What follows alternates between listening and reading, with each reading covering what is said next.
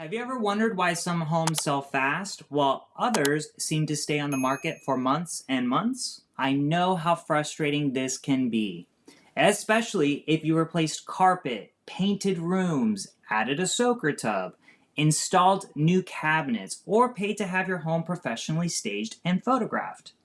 The truth is, landscaping your property is essential to selling it for maximum value. Seems a bit extreme, doesn't it? Let me explain. Roll the music.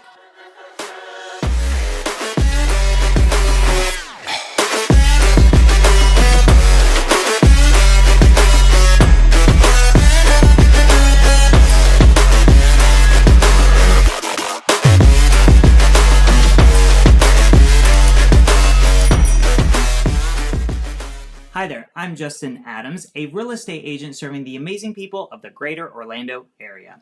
And today I'm excited to talk to you about boosting your curb appeal with 3 simple landscaping tips and why it's important. So let's be real. If potential buyers roll up to your house to find that it's covered in daylilies and crabgrass and overgrown hedges and neglected mulch beds, those buyers aren't even going to make it inside to see how beautiful it is. Ideally, the time to get started cleaning up your lawn is about a month before you plan on putting your house on the market. To help you get things into tip-top shape, here are my 3 favorite landscaping tips I give to my sellers. Number 1, check your trees and hedges. Remove dead trees from your property as well as any tree limbs that are overgrown. You'll also want to make sure that your hedges are trimmed. Varieties like boxwoods and holly usually need a trim about twice a year, so these are things you should keep in mind before listing. Number 2, mulch your garden beds. An Instagram-worthy home always includes fresh mulch.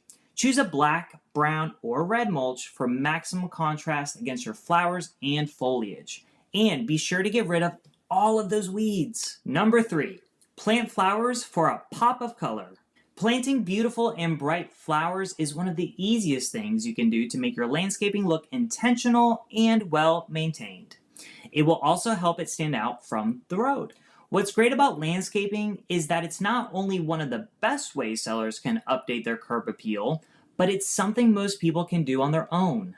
If you have any questions about anything I covered today, or if you're thinking about making a move, feel free to post a comment or message me directly with the links posted below. Also, please make sure to like, comment, and subscribe if you like what you hear. Thank you so much for joining me today, and I will see you in the next episode.